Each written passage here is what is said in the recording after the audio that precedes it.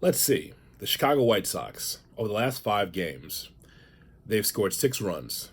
They've had 19 hits, a team average of $1.22, a team on base percentage of $1.75, and 55 strikeouts for the Chicago White Sox over the last 5 games. And there you have it. Now, I'm not saying that the season's over because this is late April, but this has been a horrific start for the Chicago White Sox. The same Chicago White Sox that will always tell you, we're trying to change the game.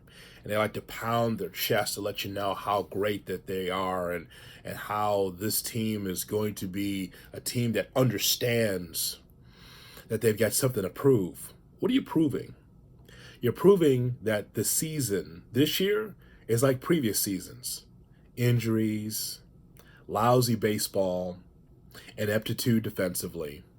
As a lifelong White Sox fan, I can't be more disappointed at this team.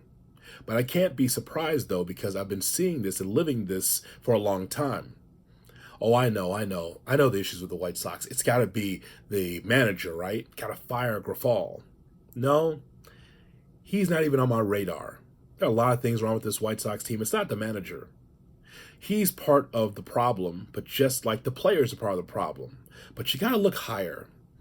To the average fan, I was walking down State Street on my way to work earlier today. Guy stops me and says, "Boy, our White Sox aren't playing well. What's going on? They probably need to fire the manager." I told him, I said, you need to look higher. It's not in the dugout. It's upstairs with Rick Hahn and Kenny Williams.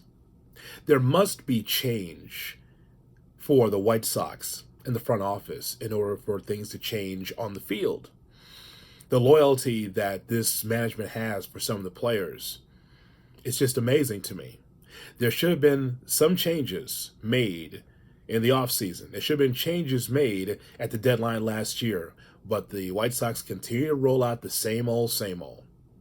I am frustrated with this White Sox team because the door is supposed to be open for a World Series championship. I'm not asking for 2 or 3. I'm just sure 1 in this generation of the White Sox, and you can't get there.